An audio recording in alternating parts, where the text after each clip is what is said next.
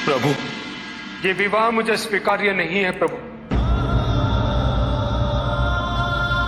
मैं मेरे जीवन का प्रत्येक क्षण आपकी सेवा में समर्पित करना चाहता हूं। मैं नहीं चाहता हूं कि मेरा कोई भी संबंध मेरे भक्ति को विभाजित या बाधित करने का कारण बने। नंदी, विवाह तुम्हें मेरी भक्ति के लिए अयोग्य कैसे बना देगा?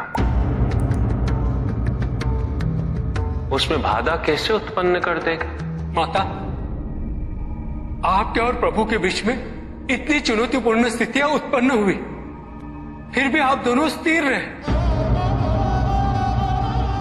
किंतु मेरे लिए यह संभव नहीं है माता,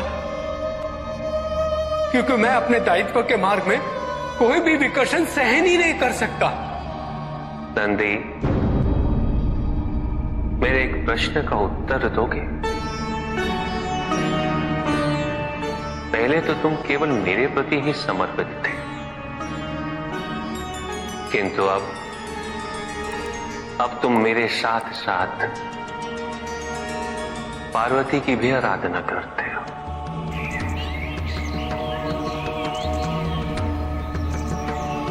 क्यों?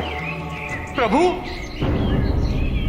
माता आपके अर्धांगिनी है, आपकी पूरक, जिस प्रकार आप उनके पूरक हैं। आप माता के कारण आनंदित रहते हैं, उनकी उपस्थिति आपको प्रसन्नता देती है। अन्यथा आपको इतना हर्षित उनसे पहले मैंने कभी नहीं देखा है। फिर कुमार कार्तिकेय का जन्म, अशोक सुंदरी का जन्म, और फिर हमारे गणेश का जन्म। प्रभु, इस प्रकार मैंने कैलाश को पूर्ण होते हुए देखा है, और यह सब माता के कारण ही हुआ है। प्रभु, जिस कैलाश में आप वास करते थे, उसे माता ने निवास बना दिया, इस कैलाश को संपूर्ण कर दिया।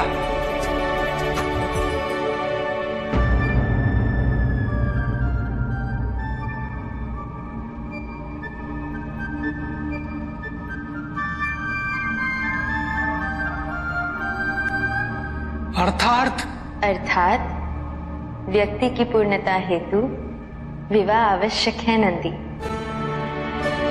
जैसे स्वामी और हम एक दूसरे के पूरक हैं,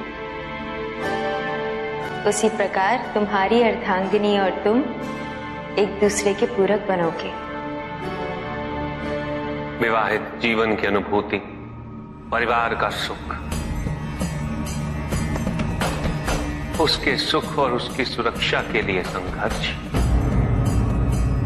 ये सभी अनुभूतियां व्यक्ति के विकास के लिए अनिवार्य है नंदी। किंतु प्रभु, मेरी स्वतंत्रता?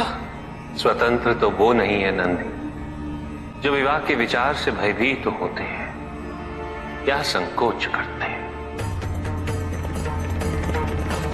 क्योंकि स्वतंत्रता तो वो है जो किसी भी विचार से प्रभावित ना हो,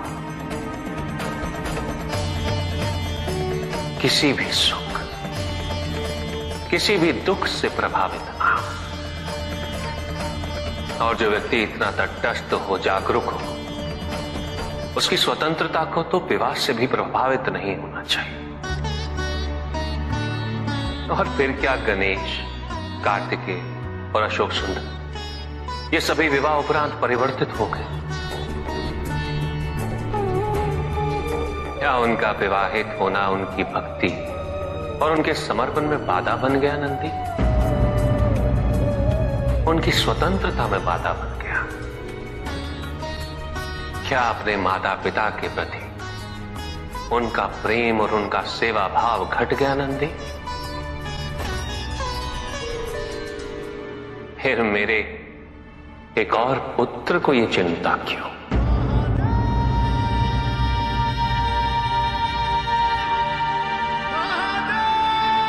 ये भय क्यों नंदी?